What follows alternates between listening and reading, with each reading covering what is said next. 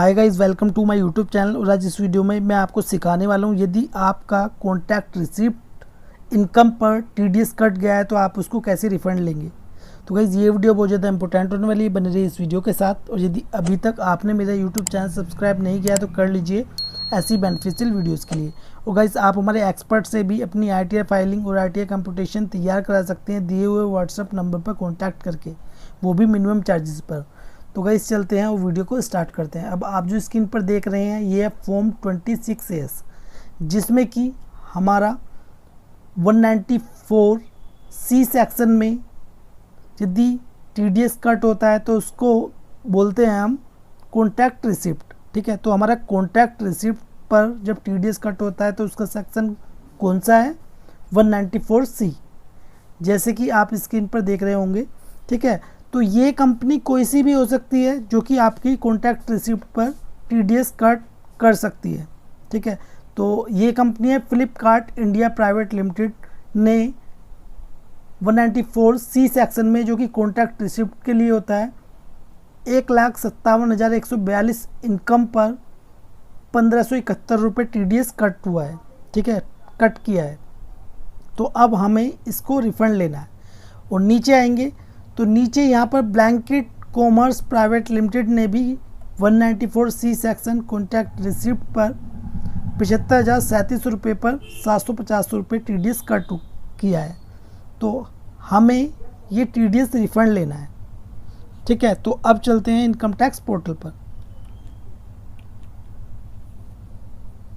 तो गाइस आप यदि फर्स्ट टाइम अपनी ITR फाइलिंग कर रहे हैं तो आपको सबसे पहले अपनी ID को रजिस्टर्ड करना होगा।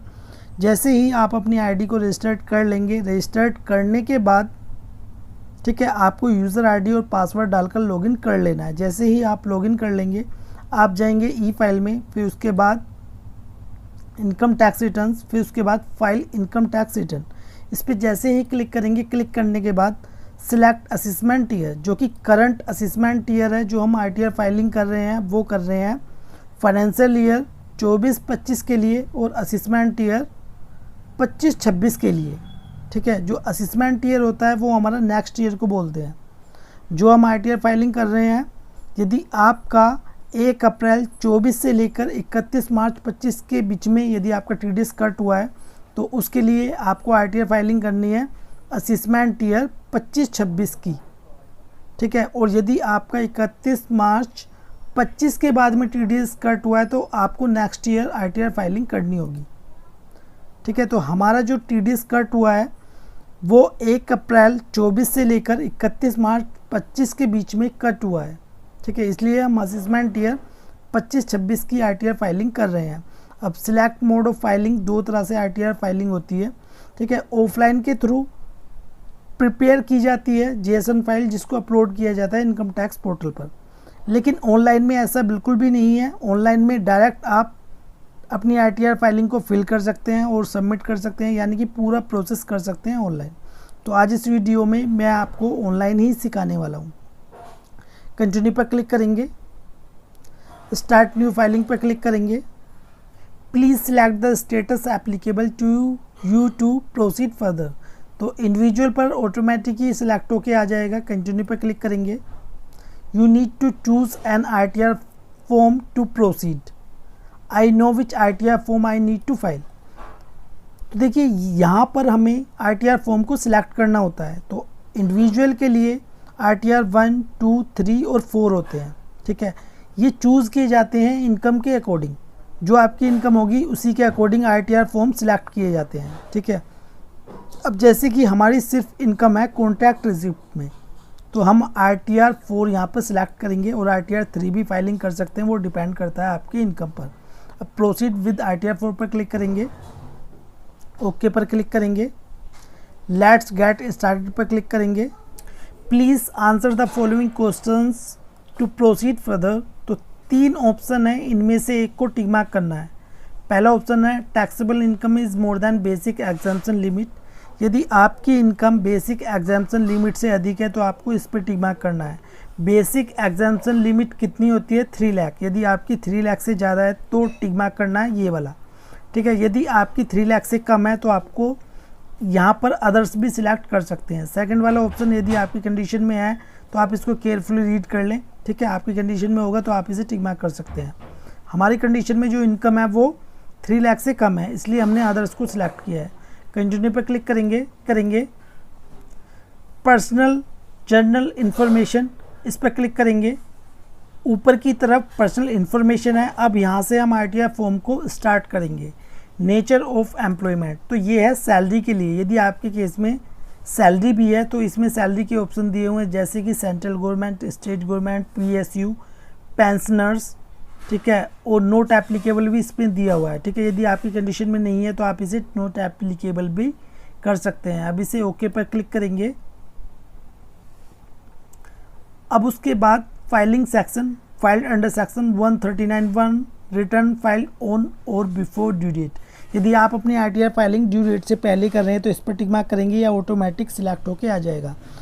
अब ये वाला जो ऑप्शन है ये होता है यदि आपने इस सेक्शन में 139(1) में ओरिजिनल रिटर्न फाइलिंग कर दी है, लेकिन आप से उसमें गलती हो गई, तो फिर उसके लिए आपको रिवाइज्ड रिटर्न फाइलिंग करनी होगी, जिसका सेक्शन है 139(5), ठीक है। फिर नीचे आएंगे।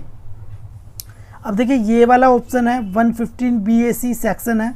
ये न्यू रिजिम और ओल्ड रिजिम में जाने के लिए है। यदि आप न्यू रिजिम में जाना चाहते हैं तो नो पर टिक मार्क करेंगे, और यदि आप ओल्ड में जाना चाहते हैं तो यस पर टिक मार्क करेंगे, ठीक है। तो यदि आप ओल्ड में जाना चाहेंगे तो उसके लिए आपको फाइल करना होगा फॉर्म 10IEA, ठीक है। उसकी जो जिस टाइम पर आपने जिस डेट में 10IEA फॉर्म फाइल किया है तो वो डेट आ जाएगी, एक्नॉलेजमेंट नंबर यहाँ पर आ जाएगा।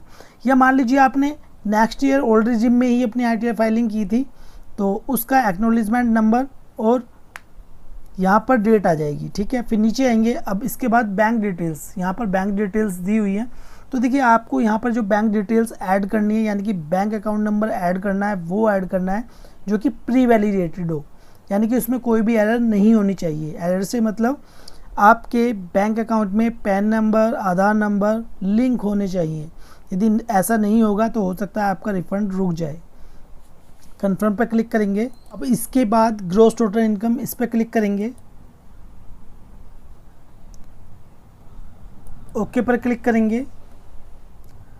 अब देखिए income from business and profession, edit पर क्लिक करेंगे। प्रेजेंटिव income from business under section 44 AD, तो जो हमारी कॉन्ट्रैक्ट रिसिप्ट होती हैं वो कंसाइडर की जाती हैं बिजनेस इनकम में। शो डिटेल्स पर क्लिक करेंगे, ठीक है। अब बिजनेस कोड मैं एक बार आपको ओपन करके दिखा देता हूँ। तो जैसे कि मैंने अभी आपको बताया है, नेम ऑफ बिजनेस, यदि आपका बिजनेस नेम नहीं है तो आप अपना नाम भी इसमें ऐड कर सकते हैं। अब है बिजनेस कोड, ठीक है। तो कॉन्ट्रैक्ट रिसिप्ट के लिए कोई स्पेशल कोड नहीं दिया हुआ है, ठीक है। तो आप इसमें कौन सा कोड ऐड कर सकते हैं, अदर सर्विसेज, लेकिन आपको इसमें लिखना होगा कॉन्ट्रैक्ट रिसिप्ट।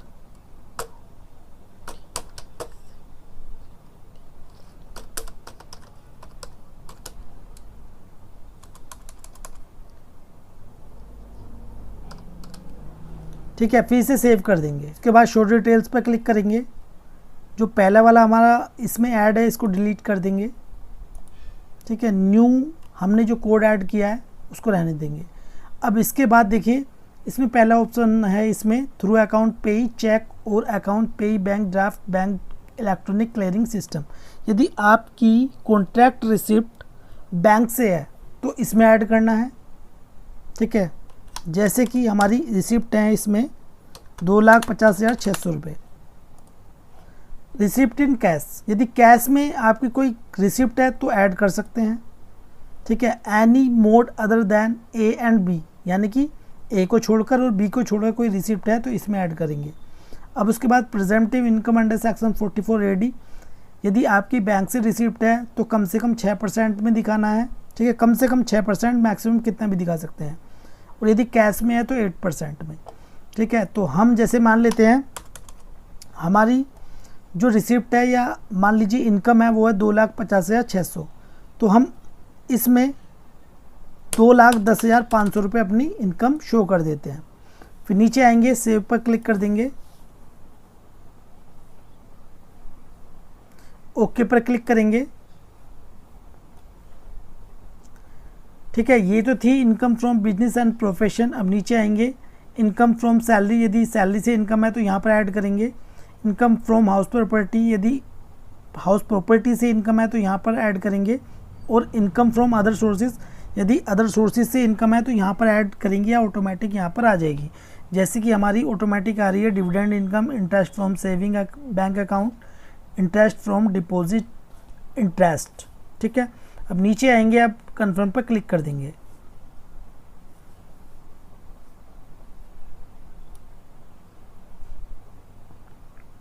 अब उसके बाद डिस्क्लोजर एग्जैम्प्ट इनकम, इस पर क्लिक करेंगे। अब देखिए इसमें हमें ऐड करना होता है financial particular of the business, यानी कि आपके जो बिजनेस है। अब देखिए जो कॉन्ट्रैक्ट रिसिप्ट है वो कंसाइडर किस में की जाती है, बिजनेस में। यदि बिजनेस में की जाती है, इसलिए इसमें कितनी आपकी लायबिलिटीज़ है, कितनी आपकी एसेट्स है, वो आपको इसमें ऐड करनी होगी। जैसे कि इसमें दी हुई है partners, member, one capital, secured loan, unsecured loan, advances, sundry creditors, other liability, total capital and liabilities. ठीक है, टोटल यहाँ पर आ जाएगा। Fixed assets, inventory, sundry debtors, balance with bank, cash in hand, loan and advances, other assets और total assets यहाँ पर आ जाएगी। आपको अपने अकॉर्डिंग इसमें ऐड कर लेना है। ठीक है, अब कन्फर्म पर क्लिक कर देंगे।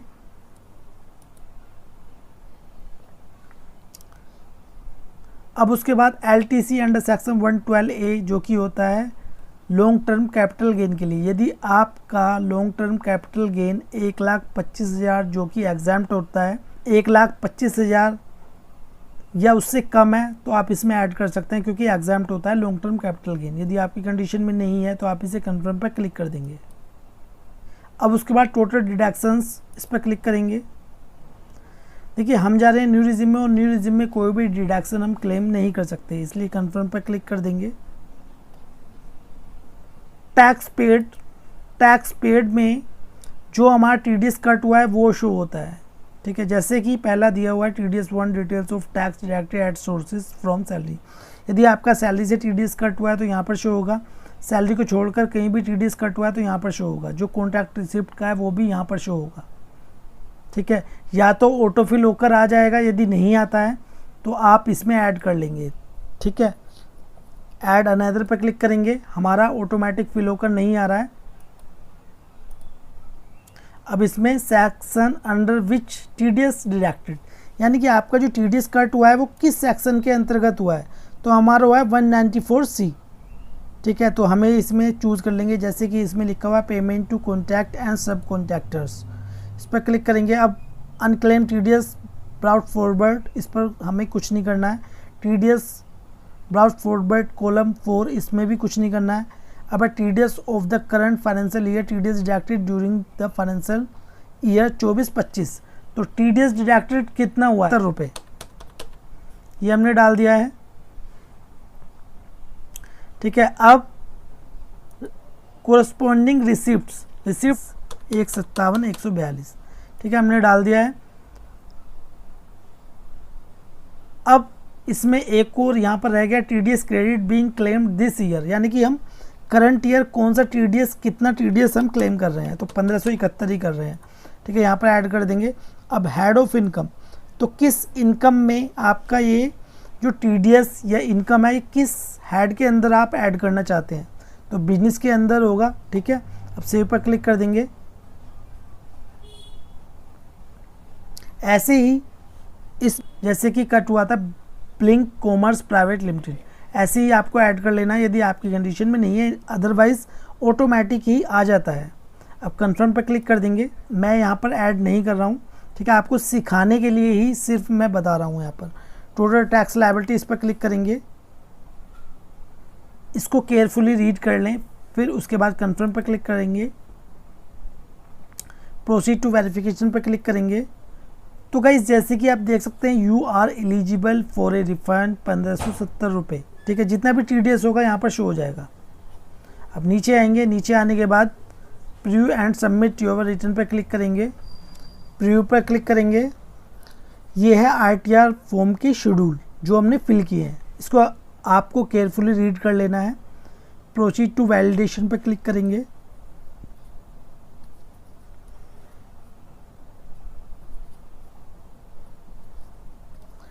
तो गाइस इसमें जैसे कि हमारी एक एरर शो हो गई है, इस एरर को ठीक करने के बाद, ठीक है, हो सकता है आपके केस में एरर ना शो करे, ठीक है। यदि नहीं होती है तो बिल्कुल इजी है, आपको अपनी ITR को सबसे पहले सबमिट करना है, फिर उसके बाद आधार OTP से E-वेरीफाइड करना है। आगे का प्रोसेस बिल्कुल सिंपल है, जो मेन चीज़ें थी वो मैंने आपको बता दी है।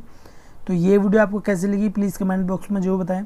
वीडियो आपको अच्छी लगी प्लीज़ लाइक कर दें और इस वीडियो को शेयर करें अपने फ्रेंड्स के साथ। यदि आप हमारे एक्सपर्ट से अपनी ITR फाइलिंग और ITR कंप्यूटेशन तैयार कराना चाहते हैं तो दिए हुए नंबर पर कॉन्टैक्ट कर सकते हैं, वो भी मिनिमम चार्जेस में अपनी ITR फाइलिंग करा सकते हैं।